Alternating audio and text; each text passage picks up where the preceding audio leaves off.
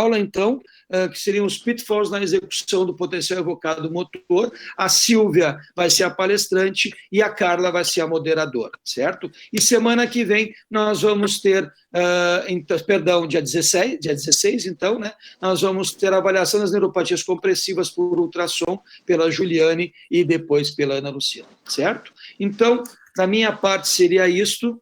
Eu gostaria agora de passar para a Carla para poder falar a respeito, começar a moderar.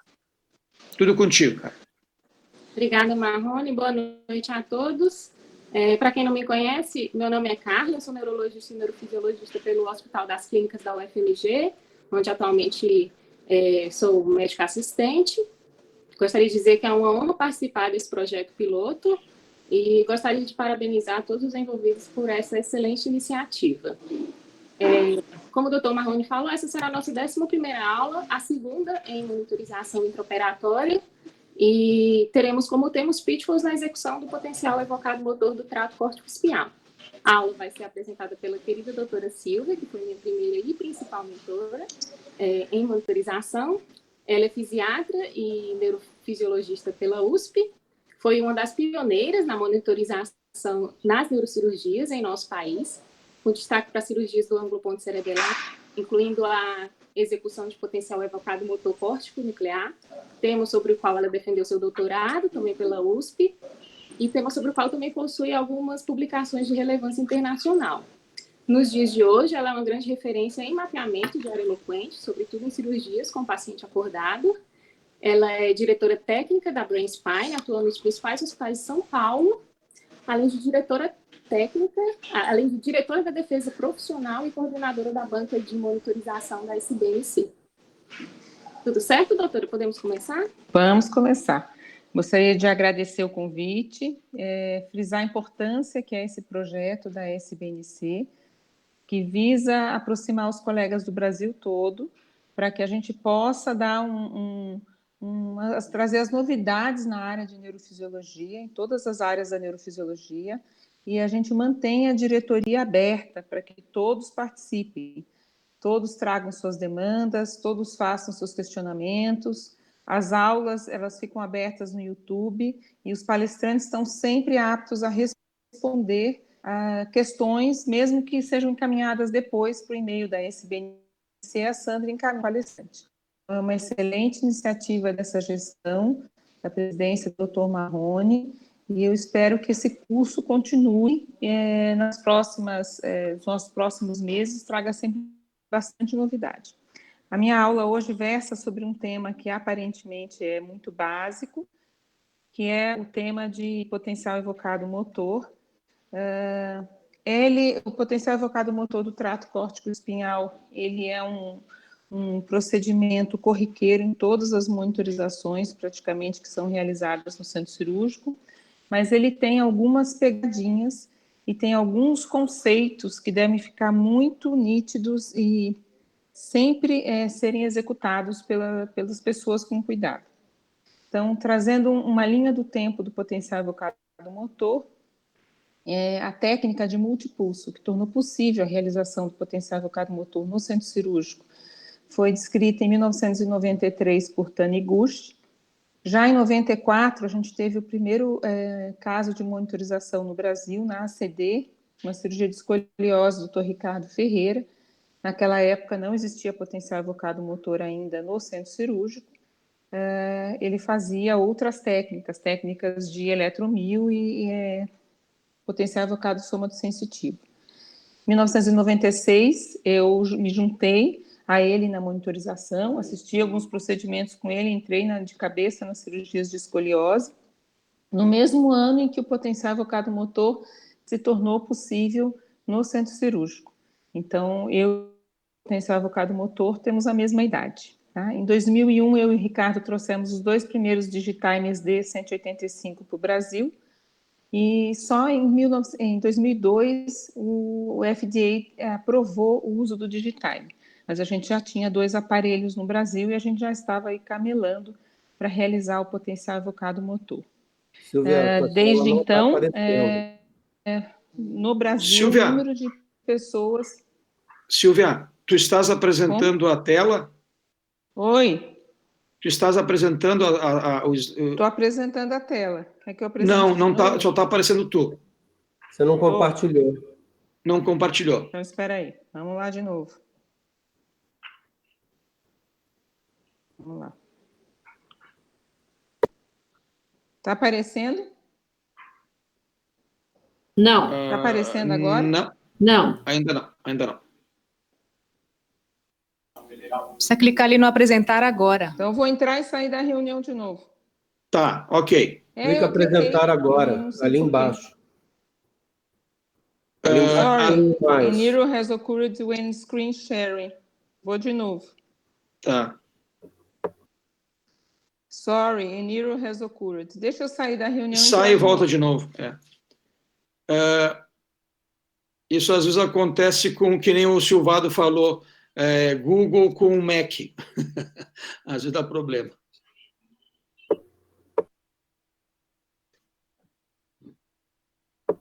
Marrone, você pode cantar enquanto isso. Ah, meu amor Deus, de seria Deus. impossível isso. Sabe que italiano é quando é jogado na parede, se chorar, é cantor, né? Pois Senão é. é ladrão. Eu não chorei, né?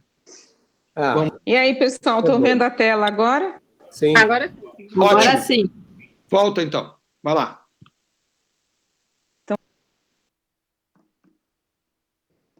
Então, começa de novo, Marrone, essa tela aí. Eu acho que dá uma rápida pincelada, eu acho só isso, né? Tá. Vai adiante. Vai. Então, Vamos lá. em 1993 apareceu a técnica multipulso, foi descrita por Taniguchi. Em 1996 ela se tornou possível no centro cirúrgico, através da evolução de aparelhos para uso no centro cirúrgico. Em 94, no Brasil, a gente já tinha realizado a primeira cirurgia, então a técnica multipulso e os primeiros casos no Brasil foram quase simultâneos. Em 1996, o potencial apareceu no centro cirúrgico e eu também. Então, a gente tem a mesma idade, o potencial evocado motor e eu na monitoração. Em 2001, eu e o Ricardo trouxemos os 2 primeiros digitimers para o Brasil e já começamos aí a camelar para tentar fazer eles conversarem com os nossos aparelhos. E em 2002, o Digitimer D185 ganhou o approval da FDA. Em 2007, a Ceslene publicou um artigo que resumia toda a metodologia para a execução do potencial motor no centro cirúrgico. E então ela começou a tentar criar as raízes do que seria a metodologia do potencial evocado motor. Então, o que esse artigo nos trouxe naquela ocasião? A gente até então não tinha uma metodologia bem estabelecida.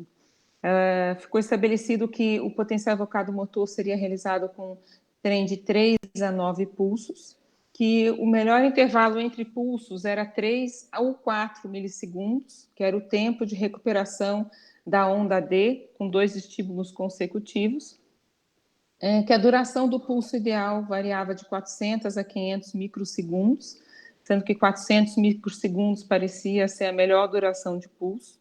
A frequência dos trens era de 1 a 2 Hz.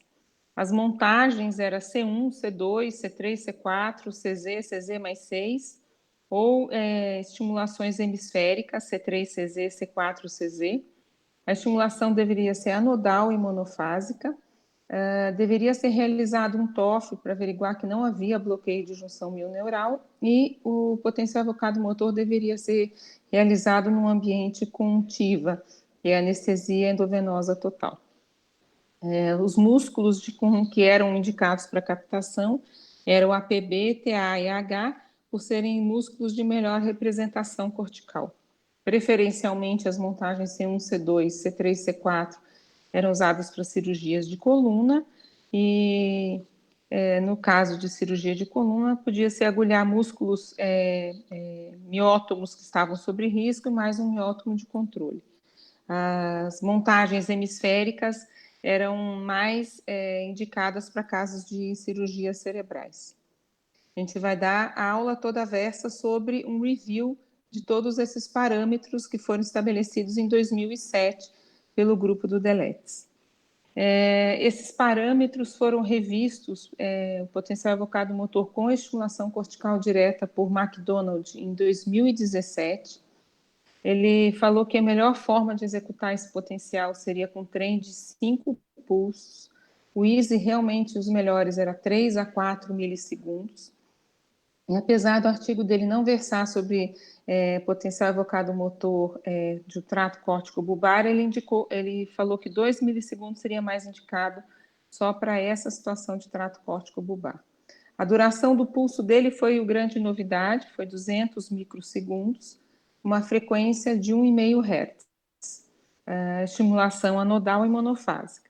O fato dele ter mudado a estimulação dele de 500 para 200 milissegundos permitiu ele estabelecer a estimulação máxima em 36 mA. Ele também realiza o potencial evocado motor no ambiente de TIVA, de anestesia endovenosa total. Uma das novidades desse artigo dele é que ele determina que a impedância e a distância entre os eletrodos são fatores que influenciam muito o sucesso do potencial evocado motor. Então, a gente sempre deve prestar atenção na impedância dos eletrodos e a gente sempre deve agulhar dando uma distância correta e ideal entre os eletrodos. Essa distância ela é maior quando o músculo é maior. Então, para músculos maiores, a gente deve manter uma distância das agulhas de 3 a 4, 5 centímetros de distância. Por exemplo, quadríceps, deltoide, bíceps, são músculos que exigem distância maior dos eletrodos. A pressão arterial média ideal para a cirurgia do sistema nervoso central deveria ser no mínimo 72 milímetros de mercúrio, variando mais ou menos 10, e ele fez a metodologia dele com um map no limiar do estímulo. Por isso, ele acha que, por ele ter usado o limiar do estímulo durante a cirurgia, ele pode aceitar os parâmetros de alerta para esse tipo de cirurgia. Dentro dessa metodologia que ele usa, ele fala que ele pode usar esses parâmetros para fazer o mapeamento cortical motor, mas não o mapeamento subcortical, porque a metodologia do mapeamento subcortical ela é descrita para pulsos de 500 microsegundos de duração. Então, aquela fórmula mágica de 1 mA igual a 1 milímetro, ela só é válida para 500 microsegundos de duração. E eu gostaria de chamar a atenção, são os detalhes que fazem a diferença na boa aplicação da técnica. Você não pode transpor uma metodologia não descrita ou não testada para um parâmetro estabelecido de alerta, por exemplo. Então, a gente tem sempre que se ater ao rigor técnico. Se você tem o rigor técnico na execução de uma técnica, você pode extrapolar para conclusões clínicas de alterações do potencial durante a cirurgia com bastante segurança. O que é um potencial evocado motor? É um potencial obtido numa amplitude de 30 a 50 microvolts. Ele pode ser obtido com uma estimulação no limiar da intensidade, quando a gente faz o menor limiar para obter esse potencial, ou uma intensidade optimizada, que é quando a gente atinge uma intensidade que mantém um potencial estável, de amplitude estável e reprodutibilidade estável, ou a gente pode dar uma estimulação supramáxima, é quando a gente obtém o máximo da estimulação daquele pool de neurônios, obtendo um potencial motor grande, de amplitude maximizada. Então, se a gente for olhar para o número de pulsos dentro da metodologia que a gente vai empregar, o que a gente deveria levar em consideração? Para o potencial evocado motor do trato córtico bulbar, 3 a 4 pulsos é o ideal, é o que é descrito para a técnica e é o que é descrito para os parâmetros de alerta publicados na literatura. Apesar do trato córtico bulbar não ser o tema dessa aula, vai ser uma aula posterior,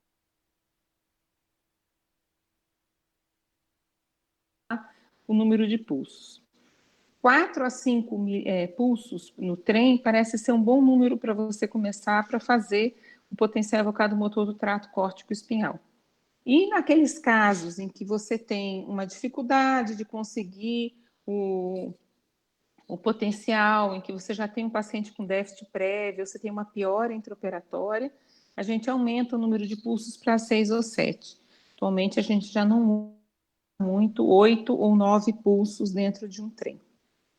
O EASY continua na literatura a ser o ideal de 3 e de 4 milissegundos. Eles parecem se associar ao menor limiar de estímulo. Não tem uma diferença muito significativa, 3 ou 4, mas 4 parece que tem uma melhor recuperação da onda D, uma menor carga para o limiar do estímulo. Tá? Isso tanto a Ceslene fala, como o McDonald repete no artigo dele de 2017. O EASY de 3 a 4 tem uma melhor somação do end plate postsynaptic potential no segundo neurônio motor. Como que eu faço?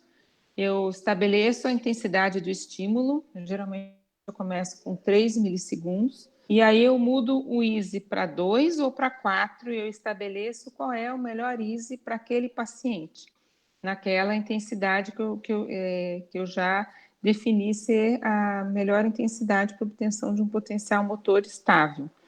Há alguns pacientes que se comportam melhor com EASY de 2 milissegundos, apesar de tudo.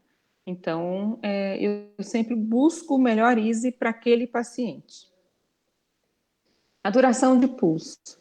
A duração de pulso é um parâmetro que, hoje em dia, ele varia bastante de acordo com o equipamento que você está usando. E tem alguns equipamentos que já estão dando pulsos de duração muito pequena, de 50 microsegundos. Então, eles precisam de uma carga elétrica maior. Quanto menor a duração do pulso, maior a intensidade que você precisa para conseguir o potencial. Então, a maior chance de lesão química e térmica nos pulsos muito pequenos. Nos pulsos grandes, você tem uma maior chance de toxicidade química, ele gera mais calor no eletrodo. Então, geralmente, os pulsos de 1 milissegundo, eles são bifásicos. O Medtronic, ele traz pulsos pequenos, de 30 microsegundos, 50 e 75, ou aquela variação mais tradicional, de 100, 200, 300, 400 e 500 microsegundos. Entretanto, os parâmetros prognósticos estabelecidos pelos guidelines da ISIN e da Sociedade Americana de Monitorização Neurofisiológica Intraoperatória, eles foram estabelecidos para o parâmetro de largura de pulso de 500 microsegundos. Então, isso é muito importante. A gente não pode transpor uma metodologia de duração de pulso de 0,075 e dizer que queda de 50% a amplitude de um potencial tem um fator prognóstico que o paciente pode ter uma piora clínica. A gente tem que manter a metodologia de acordo com o melhor standard da metodologia. Claro que a gente pode fazer um trabalho e provar quais são os parâmetros estabelecidos para outras durações de pulso. Mas é preciso você fazer um trabalho, você publicar, você ter uma casuística, e aí você determina qual é o parâmetro de alerta para outras durações de pulso. Quando a gente fala em frequência, geralmente a gente usa para potencial motor uma frequência de repetição do trem de 1 a 2 Hz. Geralmente 1 Hz é o padrão, e 2 Hz ele funciona como uma facilitação, como um duplo trem. Está escrito duplo brain, mas é duplo trem. Seria um duplo trem apresentado com intervalo de 1 segundo. A estimulação repetitiva, quando você faz uma estimulação repetitiva do potencial motor, você constrói um potencial muscular de maior amplitude, até que ele atinge uma amplitude muscular máxima para aquela intensidade de estímulo. Esse é o efeito do build-up effect. Então, você pode, num caso que você tem uma certa dificuldade de conseguir o potencial motor, numa frequência de 1 Hz, você repete vários estímulos até você ter um potencial bastante estável com uma amplitude maior. Ou você já aumenta para 2 Hz, que você consegue construir esse efeito do build-up effect com mais rapidez. 2 Hz é uma boa alternativa para quando o paciente já tem um déficit prévio. Você já começa com 2 Hz, porque você consegue fazer essa facilitação. Ou quando você está trabalhando com Hertz e no intraoperatório, o paciente desenvolve uma dificuldade de obtenção do potencial evocado motor, aí você pode mudar para 2 Hz para tentar conseguir uma facilitação. Quais são outros métodos de facilitação que a gente pode empregar? A gente pode fazer uma montagem quadripolar, usando mais eletrodos para fazer estimulação de outros pontos.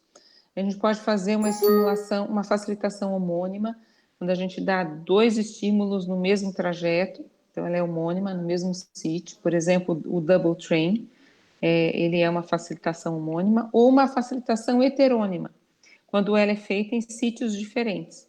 Por exemplo, você pode fazer um potencial evocado somatosensitivo do nervo tibial e, em seguida, fazer o potencial motor para conseguir uma facilitação no trajeto da perna. Pode fazer um reflexo H com a mesma intenção. Você pode, por exemplo, dar uma estimulação nervosa periférica do nervo mediano, do nervo ulnar ou do nervo tibial para facilitar o potencial evocado motor transcraniano naquele trajeto específico, tá? A montagem quadripolar, ela é uma montagem mais recente. Ela junta 2 eletrodos no anodo e 2 eletrodos no catodo. Então, você pode fazer ela hemisférica ou você pode fazer ela interhemisférica. Você pode, então, juntar 2 pontos no hemisfério esquerdo, o C1, C3 ou C1, M3, o M3 sendo 1 centímetro à frente de C3, referenciado para CZ, por exemplo, ou C2, C4, C2, M4, referenciado para CZ, ou na forma interhemisférica, juntar C1, C3 com um anodo, referenciado para C2, C4 como catodo, ou usar o M3, M4 quando a pessoa está mais acostumada com essa montagem. O double train é uma estimulação homônima, então ele teoricamente facilita a obtenção do potencial em crianças pequenas, pessoas que já têm um quadro de déficit motor, pessoas com doença muscular. Ele tem alguns pitfalls aí, né? A facilitação ocorre abaixo de 40 milissegundos, um duplo segundo train sendo aplicado com menos de 40 milissegundos ou acima de 140 milissegundos. O Atif, na aula dele, que ele deu o ano passado, ele defendeu, na SBNC, em agosto, ele defendeu que a melhor combinação seria 3 e 7 estímulos, com um intervalo de 140 milissegundos. A facilitação heterônima, ela é até um pouco fácil de fazer. Você pode, em alguns casos, eu faço potencial evocado somatosensitivo e em seguida eu vou lá e faço potencial evocado motor para facilitar a resposta. O input que eu fiz com somatosensitivo se distribui ali no giro pós-central, tem as fibras azul que vão para o giro pré-central e há uma facilitação motora cortical. O reflexo H você pode fazer para também você facilitar a via e usar o potencial motor e a estimulação nervosa periférica, como eu já tinha falado. Agora, qual é a melhor escolha de eletrodos? Existem diferentes montagens possíveis descritas na literatura. Pode ser usada a linha central, né? C1, C2, C3, C4, CZ. Pode ser usado 1 centímetro à frente, que seria M1, M2, M3, M4. O CZ menos 2 centímetros para trás pode ser usado no lugar do CZ para fazer a montagem CZ, CZ mais 6. Você pode fazer a montagem quadripolar e você pode fazer o duplo train. Qual que é a melhor montagem que a gente deveria usar? A montagem a ser escolhida depende do alvo da sua cirurgia. O conceito básico primordial da aplicação do potencial evocado motor é que a estimulação deve estar sempre acima do alvo. A estimulação deve passar pelo alvo. Então, esse é o ponto fundamental da escolha de pontos para a estimulação motora. Então, lembrando como que é o trato córtico-espinhal, as fibras saem do giro pré-central, elas vão se distribuir na corona radiata, que vai convergir para a cápsula interna. Da cápsula interna, ela desce pelo pedúnculo cerebral, cruza para o outro lado na pirâmide e desce como trato córtico-espinhal para a medula espinhal. Se a gente olhar mais de perto, o giro pré-central, onde se originam a maior parte das fibras do trato córtico-espinhal, mas não todas, geralmente 90% das fibras se originam diretamente do giro motor. Essas fibras sofrem influência dos gânglios da base, do tálamo e da formação reticular, tanto uma ação inibidora como uma ação estimuladora. Outras fibras se originam do giro pós-central, mais ou menos uns 10% das fibras, e outras diretamente do lobo frontal, do córtex pré-motor e da área motora suplementar. Então, o trato córtico-espinhal, ele tem fibras que se originam diretamente no giro motor, no giro sensitivo e no lobo frontal, tá? As fibras do giro pós-central, por sua vez, sofrem influência do lobo parietal e é responsável pela velocidade do movimento também. Então, essa somatotopia, se a gente olhar aqui de volta, a gente vê o homúnculo de Penfield, quando o pé, a perna e a região das nádegas estão próximas do sulco interhemisférico, e a região da mão e da boca estão na maior convexidade do giro motor. Essa somatotopia ainda se mantém na cápsula interna. O trato córtico-espinhal converge pela corona radiata até a cápsula interna, o joelho dorsal da cápsula interna, sendo as fibras da face mais anteriores, depois o braço e depois a perna. Essa somatotopia desce pelo mesencéfalo.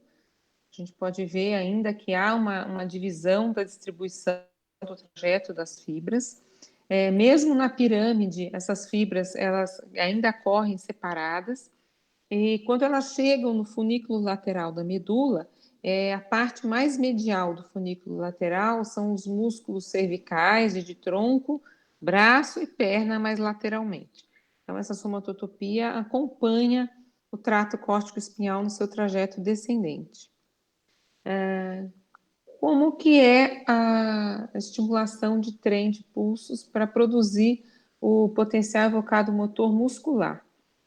Então, você faz a sua escolha de pulsos, faz a sua estimulação elétrica transcraniana, ou usa o grid e faz a estimulação cortical direta.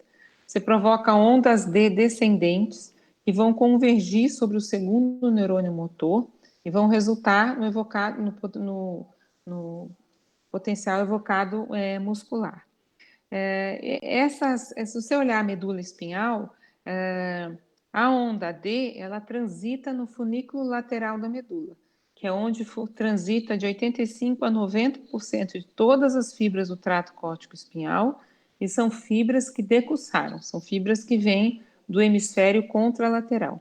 Essas fibras são de condução rápida e sincronizada. Então, a onda D, basicamente, ela é o produto do trato córtico-espinhal do funículo lateral. Já o potencial evocado motor muscular, ele é decorrente das fibras do trato córtico-espinhal como um todo, do funículo anterior e lateral, do tracto rubro-espinhal e do sistema próprio espinhal da medula. O sistema próprio espinhal da medula, ele é muito importante, eles são interneurônios. Podem ser interneurônios curtos, que vão a até 6 segmentos de distância, ou interneurônios longos, que, por exemplo, os interneurônios longos, eles unem a medula espinhal lombar com a medula espinhal cervical e permitem os movimentos sincronizados ao caminhar, por exemplo. Então, o potencial evocado muscular, ele é um resultado multissistêmico de várias fibras que vão agir sobre o segundo neurônio motor. do sistema rubroespinhal, do trato rubroespinhal, do trato córtico-espinhal, do funículo lateral e anterior e do sistema próprio espinhal. Apenas 2% das fibras do trato córtico-espinhal terminam diretamente no neurônio motor, no segundo neurônio motor. Então, o potencial evocado motor muscular depende de sinapses intramedulares. 2% dessas fibras que terminam diretamente no corno anterior da medula vêm diretamente de M1, elas não vêm de outra parte originária lá de cima do córtex, elas vêm diretamente de M1, que são geralmente responsáveis pela movimentação fina de extremidades. Então, quando a gente fala de tumores intramedulares e a gente tem a perda do potencial evocado muscular, a gente tem uma desestruturação desse sistema complexo, dependente de sinapses intramedulares. Por isso que, às vezes, a perda do potencial evocado motor muscular isoladamente não se traduz num déficit definitivo para o paciente, porque esse sistema próprio espinhal da medula tem uma capacidade de neuroplasticidade importante, que inclusive tem sido explorada para a reabilitação de pacientes com trauma raquimedular. Já a onda D, ela corresponde às fibras rápidas e sincronizadas do trato córtico-espinhal do funículo lateral da medula, onde estão 85% a 90% de todas as fibras do trato córtico-espinhal. Então, a perda de amplitude é igual à perda axonal. Então, tudo que a gente perde em amplitude, a gente estaria, teoricamente, perdendo em axônios proporcionalmente. Tem algumas limitações para a obtenção da onda D. Geralmente, ela é obtida apenas em crianças com mais de 18 meses. A taxa de sucesso, ela gira em torno de 70%. Ela é mais difícil em pacientes que já têm déficit prévio, pacientes com tumores muito infiltrativos e com bastante edema, e pacientes que já tiveram radioterapia prévia. Tá? Agora, agora a gente vai falar das montagens específicas, de acordo com a localização das lesões. Se você olha uma lesão dessa na corona radiata, você tem que montar colocar os seus eletrodos de forma que o estímulo passe acima dessa lesão. Se o estímulo estiver passando abaixo dessa lesão, você não estará monitorando esse paciente, estará fazendo um registro inócuo. Você não pode dar nenhum sinal de alerta. Então, é muito importante lembrar que a estimulação tem que estar acima dessa lesão. Então, como que a gente consegue isso? Para a gente conseguir estimular uma lesão daquela e que o nosso estímulo passe apenas na corona radiata, a gente precisa fazer uma estimulação com grid. A gente faz uma estimulação com grid sobre a parte do homúnculo que interessa a gente obter o potencial, referencia esse grid para CZ, para FZ, para mastoide contralateral ou até para a borda da incisão. Mas a gente precisa usar o grid. Então, nesse caso, a gente quer uma resposta em mão, a gente coloca o grid sobre a área da mão e consegue, aqui vocês podem ver os potenciais na área de antebraço e mão. Se a gente quer estimular só a região da perna, do pé, então a gente coloca o grid mais próximo da linha interhemisférica, referencia geralmente para FZ, e a gente consegue estimular seletivamente apenas a região da perna. Tá? Se você der um estímulo com eletrodos corkscrew, por exemplo, no geral, a intensidade de estímulo que você vai precisar vai fazer estimulação do sistema a nível de cápsula interna. Então, lembrando, na cápsula interna, as fibras já estão caminhando todas lado a lado na parte posterior da cápsula interna. Então, você vai ter uma estimulação conjunta de braço e de perna, como vocês podem ver no registro aí do lado. O primeiro canal é face, o resto é braço e perna. Então, esse tipo de registro já mostra que a estimulação está pegando o trato córtico-espinhal a nível do trajeto onde as fibras já estão transitando lado a lado.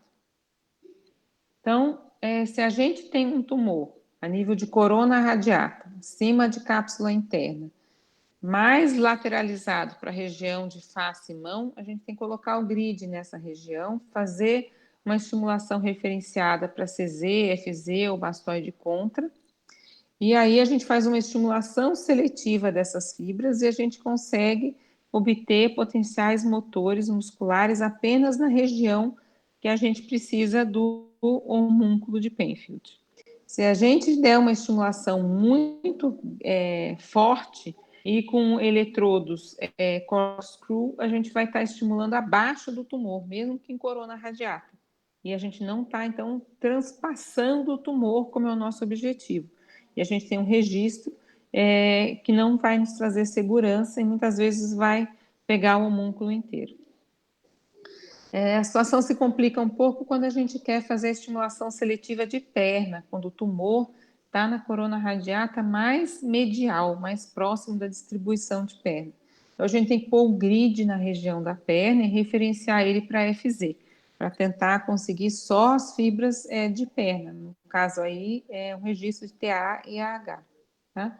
Então, seria uma estimulação seletiva das fibras da perna. Tá? No caso em que o tumor está entre o braço e a perna, a gente usa 2 grids.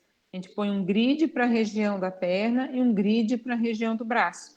Então, a gente consegue fazer estimulação focada, separada, para braço e para perna. Então, a gente faz um phase reversal do braço, que é a estrelinha amarela, identifica o melhor ponto e faz uma estimulação motora seletiva de braço, que vocês podem ver embaixo à esquerda, a estrelinha amarela de novo.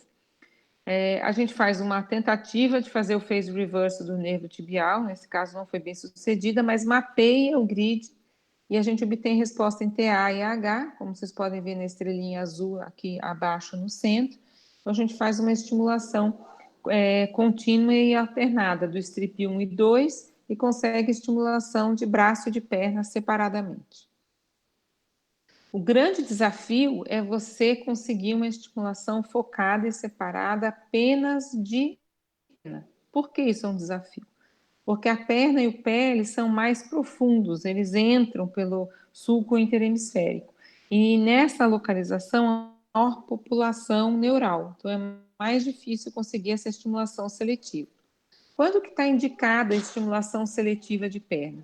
Em tumores de corona radiata, com uma distribuição mais medial, em tumores de ínsula, que a gente precisa separar braço e perna, para a gente estar acima da cápsula interna, em cirurgias de aneurisma todos, que a gente precisa separar a distribuição da artéria cerebral anterior da média, tumores de fossa anterior e média. Tá?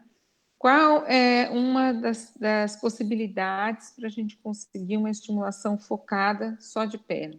A gente tentar usar a estimulação em C1, C2. Essa montagem é muito usada, por exemplo, para conseguir a onda D em tumores intramedulares, né? Uma onda D de um tumor torácico, por exemplo. Então, a gente tenta conseguir apenas a resposta nas pernas. Outra alternativa é montar CZ e CZ mais 6. Então, é uma estimulação bem no sulco interhemisférico. Uma tentativa que eu faço de vez em quando as outras falham, eu faço a estimulação hemisférica, C4, CZ, eu obtenho só potencial na mão, e aí eu troco o CZ por C1, na mesma intensidade. Em alguns casos, eu consigo sucesso de obter mão e perna nessa intensidade. Então, como eu não mudei a intensidade, eu só mudei o eletrodo de posição, então eu presumo que eu só estiquei o vetor para o lado, mas eu não aprofundei na corona radiata a intensidade, a aplicação do meu estímulo. Uma maneira de se fazer esse tipo de estimulação seletiva, quando você tem o córtex exposto, é você colocar um eletrodo no sulco interhemisférico. Então, você pode colocar o próprio strip no sulco interhemisférico, referenciar ele lá na frente para CZ mais 6. Você pode colocar aquele eletrodo de profundidade usado em cirurgias de DBS, já que a gente já não tem mais o eletrodo epidural no Brasil, também nessa localização para tentar fazer uma estimulação cortical direta só da perna. Tá? A estimulação interhemisférica, seja ela C3, C4 ou C4, C3, ela vai fazer uma estimulação onde os tratos córtico-espinhais já convergiram, porque inicialmente a resposta é no braço contralateral, depois no braço homolateral e depois pega as pernas, dependendo da intensidade de estímulo. Então, essa estimulação interhemisférica, ela já pega o trato córtico-espinhal convergidos lado a lado, tá? Então, quando você tem um tumor de corona radiata e pensa em usar essa estimulação, você está colocando o paciente sob enorme risco de desenvolver um déficit motor intraoperatório não identificado, tá? E nas cirurgias de coluna? Cirurgias de coluna, elas dão bastante liberdade para a gente variar a estimulação e usar vários parâmetros. Então, a gente pode usar C3, C4, C1, C2, a gente pode fazer montagens quadripolares, a gente pode usar o pulso monofásico ou bifásico, a gente pode usar a duração de pulso de 50 a 500 microsegundos, porque a coluna está abaixo do nosso forame magno. Então, a intensidade de estímulo e o nível no qual você está estimulando o trato córtico-espinhal já não vai interferir no resultado da sua cirurgia, porque você vai estar mantendo aquela premissa de estar estimulando acima do nível da cirurgia. Mesmo para cirurgias de coluna, é indicado você fazer anestesia endovenosa total e fazer o TOF separado de mão e de pé, porque como a descolarização ela não é homogênea, você precisa saber qual é o nível de bloqueio da junção, tanto no braço como na perna, né? Como eu faço? Eu, para cirurgias de corona radiata ou acima, eu uso somente grid. Então, eu só uso o potencial evocado motor cortical direto com duração de pulso de 500 microsegundos. Para ínsula e aneurisma, fossa anterior e média, faço estimulação seletiva separada de braço e de perna com pulso de 500 microsegundos. Para cirurgias infratentorial, para o trato córtico-espinhal, deixar isso bem claro aqui, eu uso estimulação interhemisférica, tá? C3, C4 ou C4, C3, um pulso monofásico de 500 microsegundos. Para cirurgias de coluna, eu uso estimulação interhemisférica também, pulso monofásico ou bifásico, e a estimulação com 75 microsegundos ou 500 microsegundos. E tenho feito também a estimulação quadripolar, para às vezes o paciente pular menos, porque a intensidade de estímulo necessária é bem menor, ou para os pacientes que já têm déficit estabelecido. Tá? Anestesia eu sempre uso a ativa, que é a endovenosa total, porque ela me dá potenciais mais estáveis, com maior amplitude, sem que a anestesia interfira de forma irregular na metodologia. Vocês olharem, os primeiros registros foram feitos com gás, o potencial não é um potencial estável, ele não é reprodutível, tem estimulações que não resultam em potencial e a amplitude do potencial varia muito. Quanto à estimulação feita contiva, o potencial ele mantém uma estabilidade muito maior. Prefiro, então, trabalhar com o meu copo bem cheio, para que a anestesia não seja um fator que modifica meu raciocínio na cirurgia. Quando eu tenho mudança no potencial evocado motor, eu tenho que fazer uma checagem primária bem rápida. Essa checagem tem que levar de 1 a 2 minutos, para eu poder estabelecer um raciocínio e determinar uma comunicação com o cirurgião se precisar de uma conduta imediata. Eu checo o equipamento, checo a impedância e cabos de forma bem rápida, checo a anestesia, eu dou uma olhada no meu EEG, no meu CEF, vejo se mudou alguma coisa no meu registro. Se mudou, eu falo com o anestesista, mas eu sempre costumo perguntar para ele se ele mudou alguma coisa no regime anestésico, independente da mudança do CEF. Checo a PAM ela é um fator determinante na amplitude do potencial evocado motor. Se teve perda sanguínea, como está a saturação de oxigênio, se tem hipercapnia. Em alguns casos em que o paciente está sentado, há a possibilidade de ter ocorrido um pneumoencéfalo, formando uma camada de ar entre o córtex e o crânio, e isso vai dificultar muito o sucesso do meu potencial evocado motor. É descrito edema de couro cabeludo nas cirurgias muito longas, interferindo no sucesso do TES, que é a estimulação elétrica transcraniana.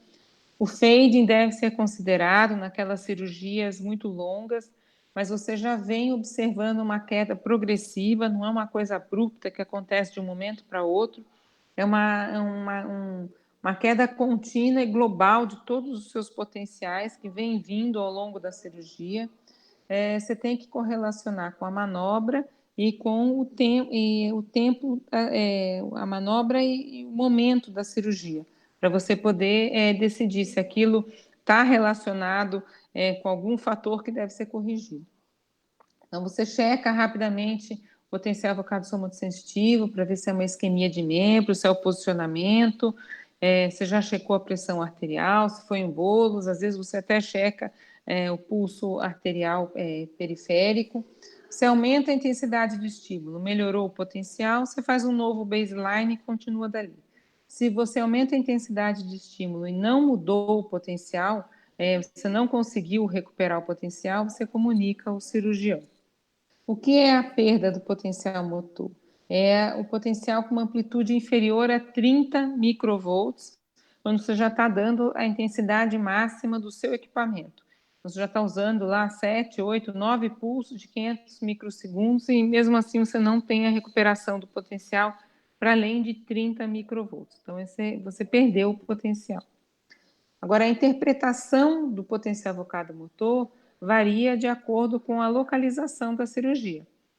Então, os parâmetros de alerta são diferentes dependendo do tipo de cirurgia. Então, em cirurgias de coluna, você pode usar como critérios menores o aumento abrupto da intensidade do estímulo, a queda da amplitude do potencial, e você pode sugerir mudanças na estratégia intraoperatória baseadas nesses parâmetros. Mas o critério maior é a perda do potencial evocado motor, tá? A alteração de morfologia não é considerado um critério nas cirurgias de coluna, tá bom? Isso pelo guideline americano não é considerado. Lembrando que esses parâmetros prognósticos estão todos estabelecidos para pulsos de 500 microsegundos, tá? Por que a alteração de morfologia não é considerada um parâmetro de prognóstico? Porque há uma variabilidade da excitação do segundo neurônio motor, de acordo com aquele pool de interneurônios, aquele sistema de sinapses medulares que interfere na estabilidade do segundo neurônio motor. Então, essa estabilidade é dependente de vários sistemas de sinapses próprio espinhal, do rubro espinhal, do córtico espinhal, e há uma variedade normal intra-trials na morfologia do pulso, e há eventualmente até pulsos MEPs que são bifásicos desde o início. Então, a morfologia e a quantidade de fases do pulso não é considerado um parâmetro de prognóstico em cirurgias de coluna. Em cirurgias de medula espinhal, os critérios menores o aumento abrupto da intensidade do estímulo, com queda de amplitude associada, e a perda do MEP muscular, né? Eu já expliquei isso na figura do próprio espinhal. E o critério maior é a queda de 30% a 50% da amplitude da onda D. Então, esse é o critério que indicaria a parada da cirurgia de ressecção do tumor intramedular. Lembrando que esses parâmetros são estabelecidos também para pulso de 500 microsegundos. Tá? Para cirurgias supra e infratentoriais, a gente tem parâmetros mais tênues. A gente considera a queda de amplitude de 50% da amplitude, não mais a perda do potencial.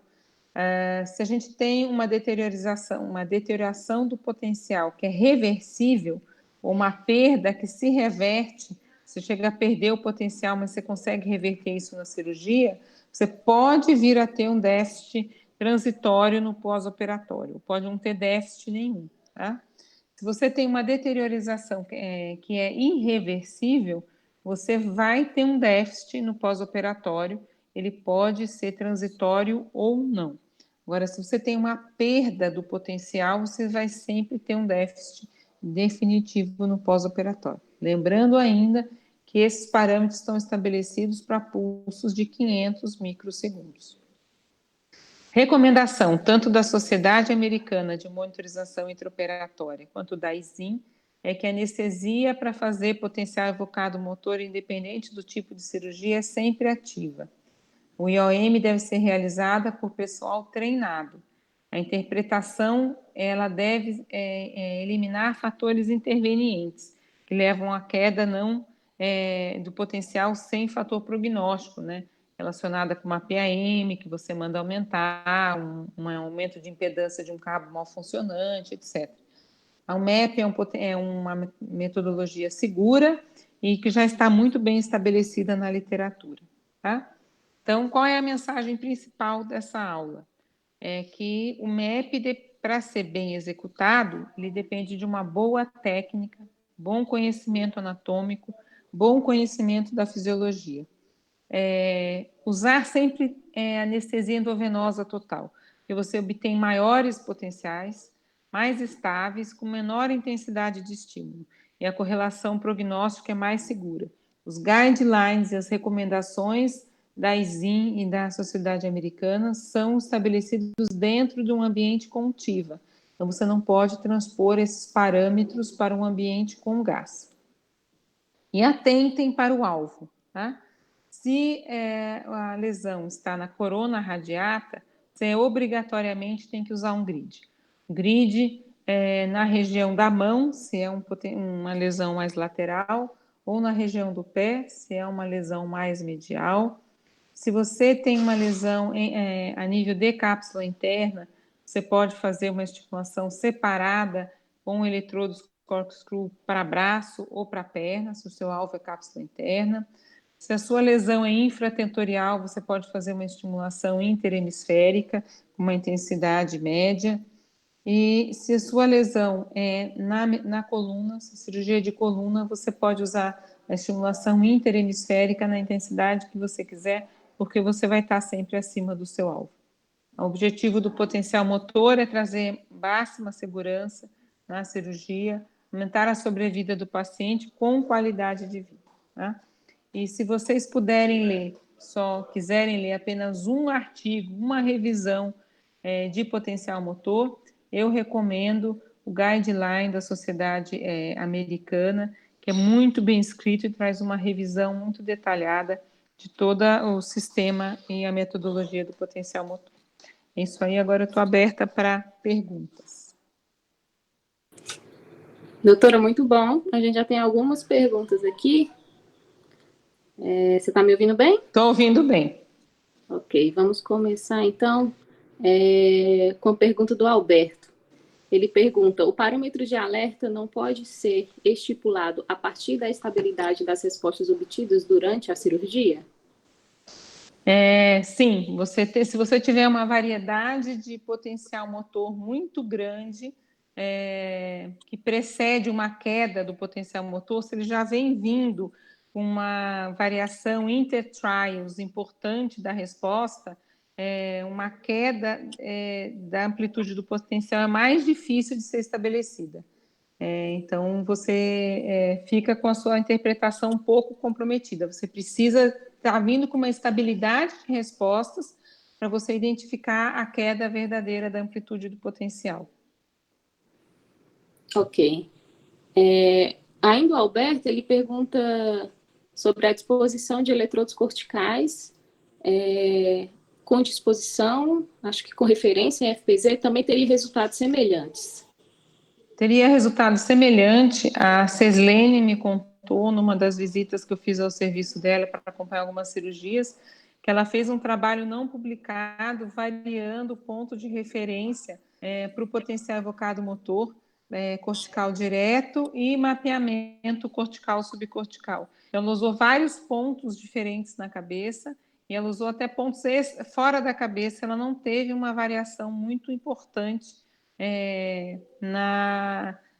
na execução do potencial, ela conseguiu obter o potencial com sucesso. Mas ela continua fazendo nessa forma mais tradicional, porque ainda não está bem estabelecido esses vetores de direção do estímulo, da profundidade da estrutura que você está estimulando, né? Essa parte física, matemática, ainda não está bem comprovada no potencial motor, né? Não sei se eu respondi. Eu acho que sim. O Dr. Marrone, ele inicialmente fez um comentário aqui, ele falou a respeito da frequência da execução do potencial motor. Ele fala que alguns aparelhos não permitem isso para o potencial motor, ele exemplifica com cabo. Não dá para fazer estimulação com 2 Hz, por exemplo, é isso? No motor, alguém pode me corrigir se eu estiver errado, mas no motor ele não deixa a gente fazer estimulação seriada, né? Automática. Você pode fazer estimulação repetitiva no potencial motor, mas você não pode fazer estimulação a 2 Hz, é isso? Isso.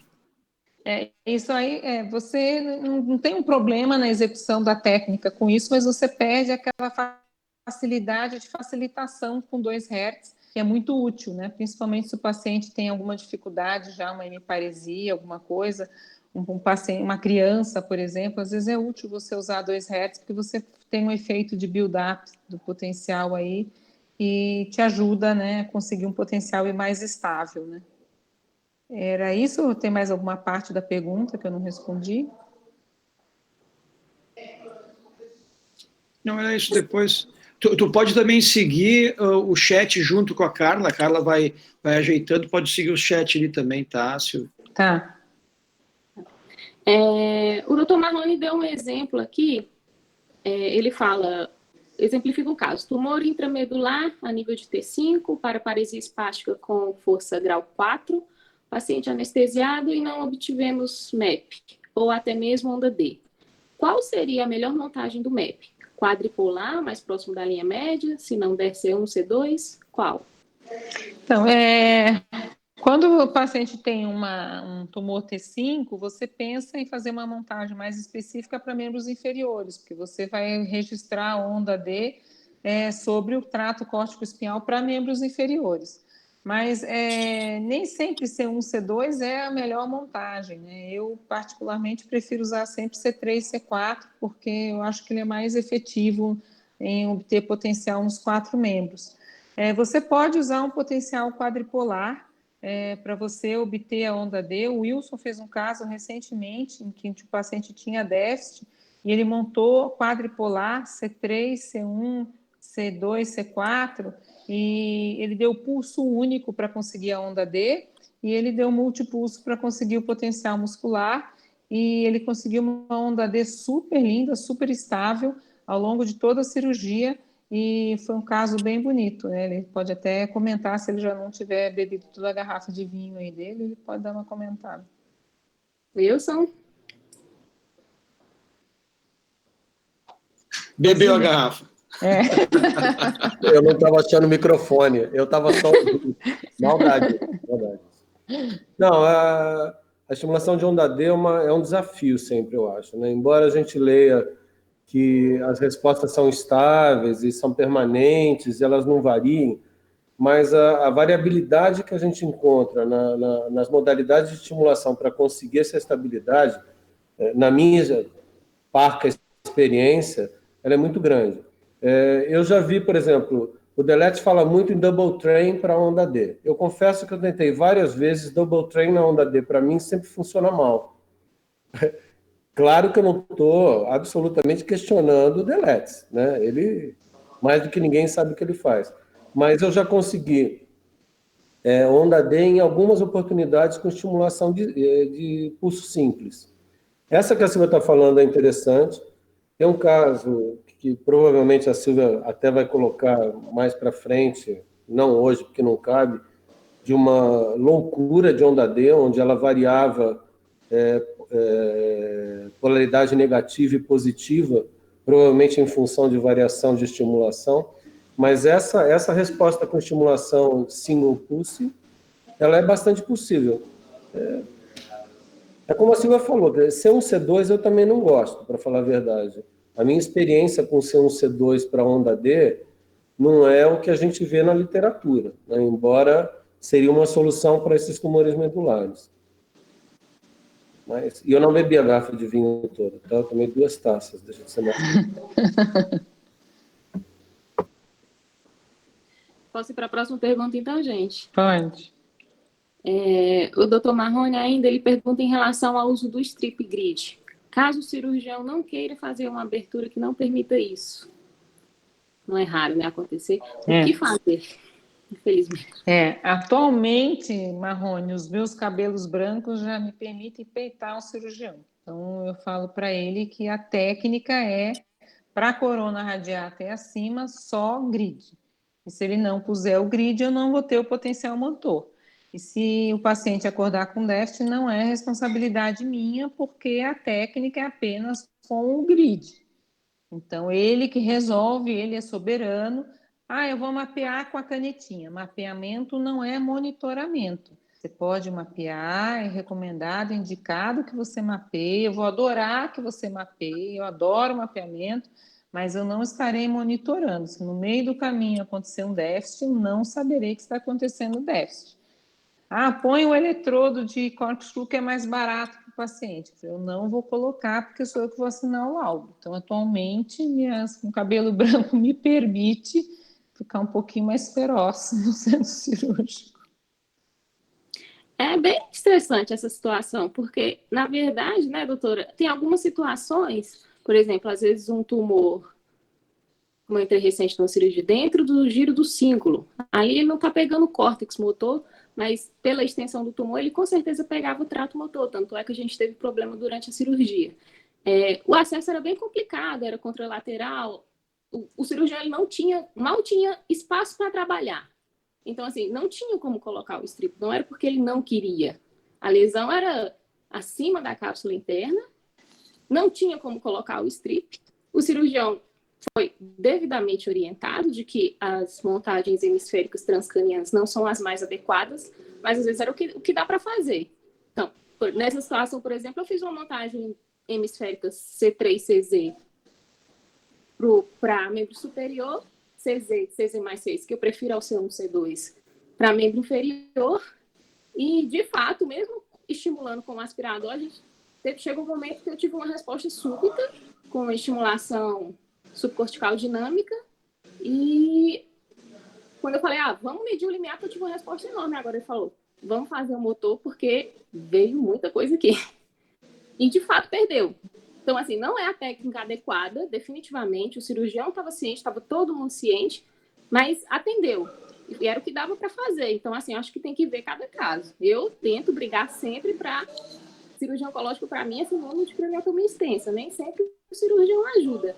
Mas tem alguns casos que a gente tem que se virar com o que dá para fazer. Você concorda? Não, concordo. Ainda mais que nesse caso não abriu o lado, né, que você precisava. Você abriu contralateral, então você não tinha muita opção mesmo. Né? Não, na verdade, o acesso foi contralateral, mas ele manipulou, assim, lá na área, se o acesso fosse um pouquinho maior, mas ele não conseguia fazer, a forma como acessar o tumor é realmente complicado. Ele só tinha um espaço de trabalhar praticamente, não cabia strip. Uhum.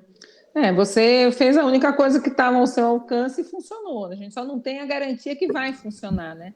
E realmente o estímulo vai estar acima do tumor, né?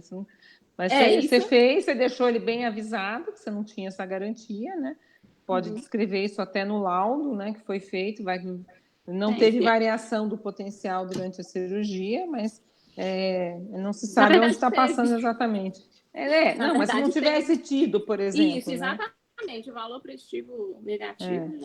No mundo ideal, o cirurgião não estaria presente ali, né? Só a gente, né? A incisão não atrapalharia a colocação dos nossos eletrodos. A gente vive isso no dia a dia. Né? Eu ainda acho que a gente vai poder curar muita coisa só com choque, inclusive escoliose. Tá? Aí não vai precisar do cirurgião. Eu acho que o que a gente mais vê toda a gente que faz muito crânio, o que a gente mais vê, e a gente fala isso muito para os fellows, né? Eu acho que vocês têm que aprender a posição ideal de colocação de eletrodos de estimulação. Agora, quando você chegar ali no centro cirúrgico, espera o cirurgião marcar a incisão, porque não vai ser nada disso que você programou, né? Para quem faz crânio, acho que essa realidade é a mais presente. Exceto fossa posterior, né? Mas tumores hemisféricos, se a gente contar algumas experiências que a gente tem, que são assim completamente heterodoxas, né? Tipo, a gente faz estimulação motora com os eletrodos em posição de somatosensitivo, né? Porque às vezes você tem que jogar ele tão posterior que eu acabo não colocando, por exemplo, um C4-CZ. Eu uso um C4 linha com CZ linha e tento ver se eu tenho alguma coisa, né? Não que isso seja usado para tumor hemisférico, mas eu quero dizer que as posições dos eletrodos, elas não correspondem àquilo que a gente gostaria sempre, né? E a abertura também, a gente tem cirurgiões que gostam de pequenos buracos, né? E os pequenos buracos nem sempre facilitam a gente a trabalhar com strip, com caneta, embora embora eu não tenha muito cabelo branco, né? Eu não tenho nem muito branco, nem muito lourinho, mas a gente também tenta peitar e nem sempre a gente consegue, né? Nem tanto peitar, é tentar convencer, né? Assim, antes, explicar a técnica mesmo, que o estímulo vai passar abaixo e pode passar despercebido. Às vezes isso é suficiente. Às vezes não, às vezes ele pega o navegador e faz a craniotomia 1 milímetro maior do que o tumor. Aí, É verdade. Aí não dá. Vamos adiante nas perguntas. Na estimulação cortical direta, melhor eletrodo monopolar ou bipolar? A estimulação cortical direta, para você usar a técnica bipolar, você quer uma especificidade do estímulo. Então, quando você já tem certeza que você está próximo da fibra, aí você faz uma estimulação bipolar, porque a estimulação bipolar ela estimula até 5 milímetros ao redor do dipolo. Já a estimulação monopolar, ela estimula um trajeto, desde do seu anodo, do seu catodo, dependendo se é cortical ou subcortical, até o seu ponto de referência. Então, você consegue estimar a distância da fibra branca da ponta do seu estimulador, né? Então, são situações diferentes, você pode associar as duas no mundo ideal, em que o convênio paga, né, as duas canetas, né? Então, você poderia estar usando as duas, né? Tem uma pessoa que perguntou se o strip eu uso bipolar ou monopolar. Eu, no geral, eu uso o strip motor monopolar. Eu referencio ele para FZ, para CZ ou para mastoide contra, né? Eu não uso ele bipolar, porque eu acho que é menos efetivo, a área de estimulação é menor, está descrito, é válido. Se a pessoa consegue, ela está realmente estimulando um ponto, uma área mais restrita do córtex, então está descrito, né? Uma coisa que eu esqueci de colocar na aula é colocar, às vezes, o strip longitudinal no giro motor, se você conseguir, e usar uma ponta para a mão, uma ponta para o pé, aí você usa um strip só. A gente costuma fazer isso também, tá? Vamos lá seguir. A Karina pergunta quanto aos sinais de alerta para o potencial motor, fala-se sempre de amplitudes. Você tem alguma experiência ou referência quanto ao aumento de latência da resposta motora, localizado em um músculo específico que se manteve estável por longo período de tempo de cirurgia? No geral, a latência não é considerada um parâmetro de alerta, né? Em cirurgias, com nenhum tipo de cirurgia para potencial motor, né? Então, eu não costumo usar a latência. Eu acho que ela varia, às vezes, com a temperatura do paciente, da sala. Às vezes o paciente fica frio, apesar da manta. Então, eu não costumo usar a latência como parâmetro. Eu uso só mesmo o que está descrito no guideline, amplitude. Tá, e o Wilson está perguntando aqui em relação à vantagem da estimulação quadripolar. Qual que O paciente pula menos, porque a intensidade de estímulo é menor, chega às vezes a ser metade do estímulo que você daria com uma estimulação bipolar, né, C3, C4. Então, se você usar C3 referenciado para C1 e C4 para C2, você consegue usar, às vezes, metade do estímulo que você usaria, então pula menos, né? E, aparentemente, ele abrange uma área maior, então você tem algumas facilidades em paciente com déficit, como esse caso aí que ele teve de tumor intramedular. Ok. Ainda sobre estimulação cortical com strip, o Marcelo pergunta se estimular o strip e referência em um outro canal não seria uma possibilidade de montagem mais restrita a determinada área. Eu já respondi esse, né? Da montagem bipolar do strip motor. É uma possibilidade, é bem descrita, né? Uhum. Doutora Denise comenta aqui, estimulação cortical direta da área motora suplementar. Quando você está sobre esta área ou quando está espalhando da área motora primária com o limiar mais alto. Como diferenciar, provavelmente, né? Não existe uma técnica de estimulação de área motora suplementar ainda viável, né? Já tentaram fazer algumas estimulações com captação de umas ondas corticais, mas não é nada muito estável e sem nenhuma correlação prognóstica.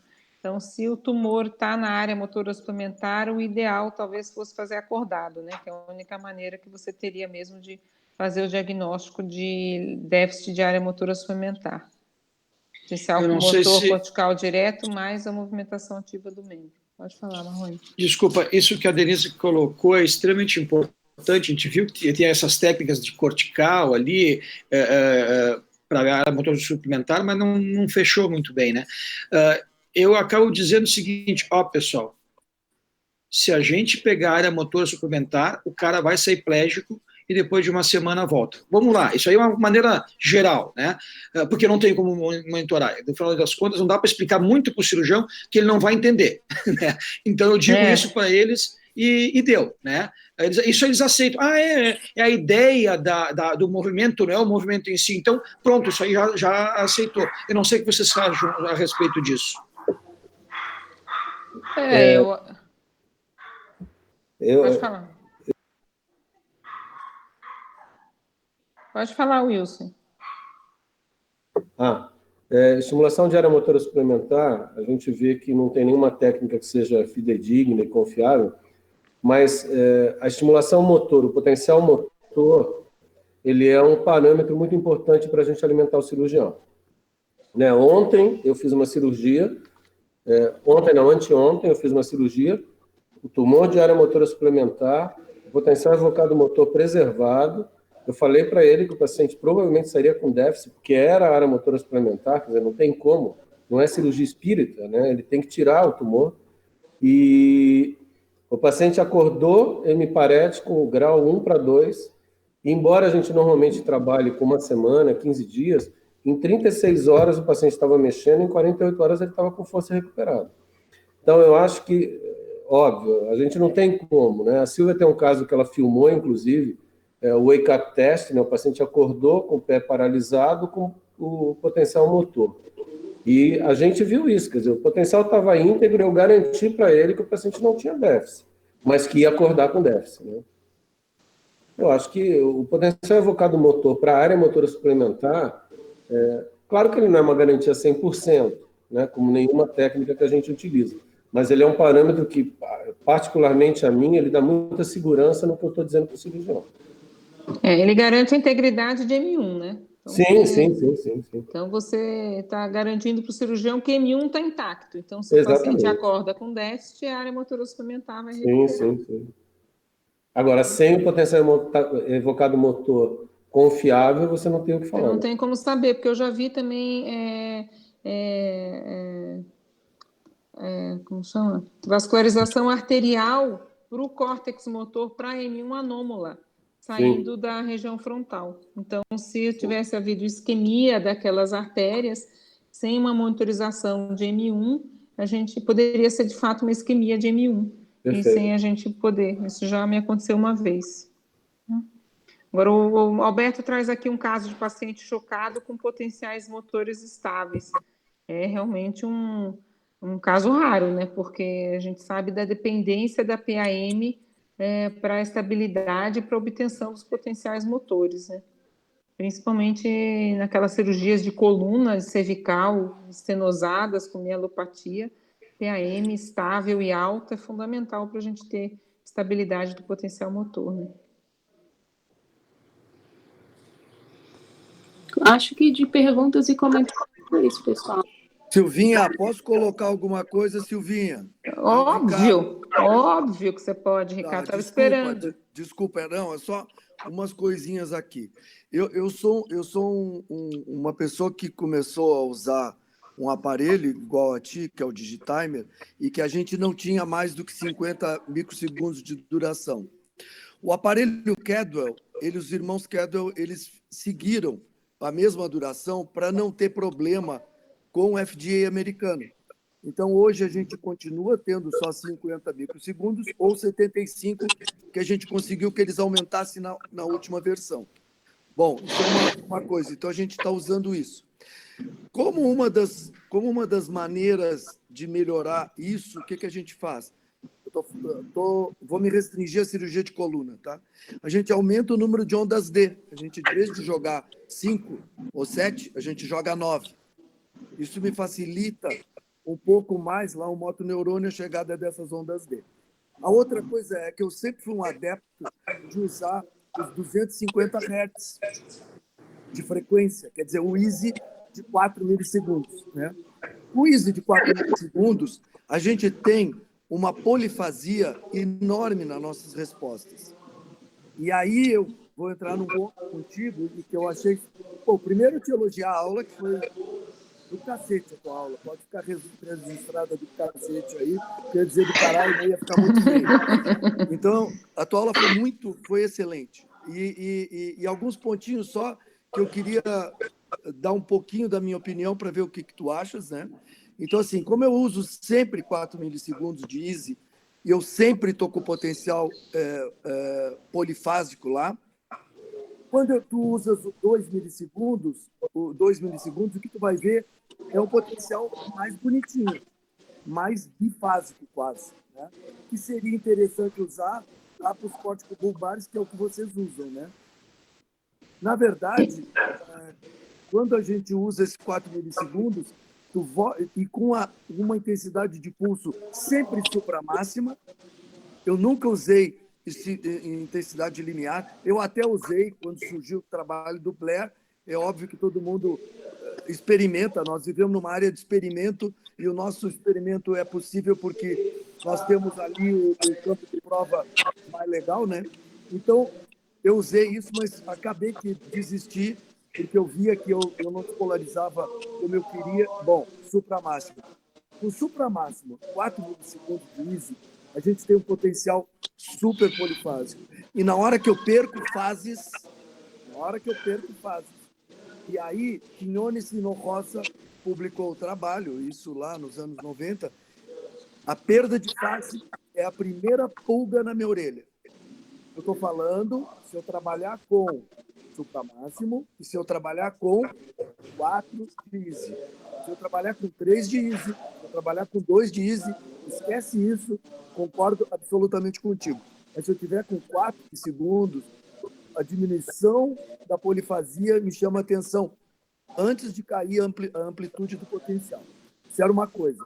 A outra coisa é que, em 2010, eu participei de um desses congressos da CNS lá em Kobe, a gente levou dentro de um simpósio, eu dei uma aula, e a gente apresentava isso que tu mostraste, que é a facilitação com estimulação do somato sensitivo. Que a gente lutava naquela ocasião com poucos recursos, então um dos recursos era aumentar o potencial motor, a amplitude, facilitando a via, no mesmo tempo que tu fazia o somato sensitivo. Então, eu achei super legal tu colocar isso na aula, porque isso ajuda um monte de gente que pode estar usar esse subterfúgio. Inclusive, na ocasião em Kobe, estava o Kimura, e o Kimura falava numa aula dele que a onda F também sofria isso, de precisar de facilitação para ela estar presente. E a gente mostrou isso para ele e foi um bate-papo legal. Uma facilitação, tu mostrasse na tua aula, amei, adorei que tu tivesse mostrado, foi super legal. A outra coisa é dizer que dentro do TIVA a gente tem um subterfúgiozinho que é usar a ketamina, principalmente nos casos de estenose cervical, em que os potenciais são muito pequenos. ou do próprio tumor intramedular, quando a gente já tem uma resposta biogênica pequena, a ketamina, se usada em bomba, desde o início dos bolos, depois em bomba e mantém-se continuamente, não tem variação da nossa resposta e é super legal. Então, lembrar da ketamina é isso. E de resto, dizer que adorei, muito legal, parabéns. Isso só ajuda a mostrar que a nossa neurofisiologia está aí, competente. Parabéns para ti. Queria agradecer seus comentários, Ricardo. De fato, esse artigo da SNM, que eu mostrei aí, do guideline da Sociedade Americana, eles chegam a citar essa técnica que você usa de estimulação supramáxima com máximos de trem, com bastante trem de pulso, e aí realmente resulta num potencial polifásico. E nesse caso específico, eventualmente, se você tem a estabilidade dessa resposta ao longo da cirurgia e você começa a perder o número de fases, isso poderia ser um fator prognóstico em cirurgias de coluna, porque justamente foi o Callance que mostrou isso, né? O Callance Blair. Mas não é uma coisa, é uma técnica que ela é usada com muita frequência, não existem muitos parâmetros na literatura. Tem muitos trabalhos na literatura endossando isso, o trabalho bem feito do Blair, do Callance, mas não é o suficiente para a sociedade americana aceitar como um parâmetro de alerta nas cirurgias de coluna. Eles até acham que faz sentido esse raciocínio, estimulação supramáxima com 9 pulsos e o potencial ser polifásico, mas eles lembram que mesmo assim alguns potenciais por natureza, podem ser bifásicos ou terem menos fases. Então, eles acham que é um critério menor e poderia ser considerado apenas para quem usa a metodologia do Blair. Tá? Doutora Silvia, 4 minutos, tá? Tá. Vamos deixar você quer acrescentar alguma coisa? Seria importante porque você usa o Cadwell para cirurgias de crânio e, aparentemente, então, a largura do pulso é menor, né, no Cadwell. Sim, mas isso assim não atrapalha muito, a gente consegue trabalhar sem problema. O que eu acho interessante nessas montagens mais seletivas é sempre lembrar para os aneurismas. Muitos serviços de referência não usam o potencial evocado motor para aneurisma porque diz que não funciona, não é seletivo. Eu não concordo. O que eu acho é que a gente tem que adaptar a montagem da estimulação de acordo com o alvo, como você bem colocou. Lembra da dificuldade, às vezes, que nós temos para fazer os planos, autorizar o strip, que eles querem que a gente encare uma lesão coronarradiada acima da cápsula só com corpus cru. E, às vezes, a gente tem muita dificuldade. Quando eu vi os seus esquemas, eu falei, Silvia, agora ficou assim, entendeu ou quer que desenhe? Você já desenhou. Né? Então, às vezes, a gente mostra, eu fotografei esse seu esqueminha e eu mostro para o cirurgião, eu falo, ó, aqui, você está vendo onde está a coroa radiada? Eu tenho que estar acima. Aumenta essa incisão para colocar o grid, ou então eu não posso garantir a monitoração. Eu achei fantástico essa sua forma de expressar de uma forma concreta nesses esquemas, porque isso nos facilitou muito. E outra coisa, o TIV é fundamental, na minha opinião, para a estabilidade quando você está fazendo a estimulação cortical direta. Para mim é muito difícil ter que, além de tudo que a gente tem que pensar, você ainda tem que pensar numa variação do potencial, porque tem o gás. O que também dificulta muito a monitoração do aneurisma. Essa oscilação na monitoração da cirurgia vascular, ela atrapalha demais. Então, lembrando, estar sempre acima do alvo. Nas cirurgias vasculares, as montagens seletivas permitem, às vezes, você pegar um fechamento, por exemplo, de uma recorrente de Roebner, que você vai pegar uma perda de potencial só em face, em braço. Então, tem que trabalhar com isso, sempre raciocinar a lesão e otimizar. O quadro, a gente não tem como colocar a frequência quando é transcraniano. Mas quando você está fazendo a estimulação cortical direta, que você já põe no de baixa voltagem, aí você pode colocar a frequência, não tem problema nenhum. Bem, acho que era isso, parabéns, eu adorei a aula, os esquemas estão lindos, super didáticos, parabéns. Aí, pessoal. Pessoal, acabou o tempo, tá? Que pena! Bom, pessoal, agradeço muito a Silvia, excelente, maravilhoso, né? Não esperaria menos do que isso, né? Carla, muito obrigado também pela moderação, tá? Todos os comentários me pareceram foram bastante pertinentes e mostra o grau de complexidade que a gente está usando. E amanhã, a partir do meio-dia, mais ou menos, essa aula já vai estar disponível no YouTube. Pessoal, então, até o próximo evento, que seria dia 16. Boa noite a todos. Muito obrigado. Obrigada. Boa noite. Boa noite. Obrigada, Carlinhos. Obrigada, doutor. Boa noite a todos.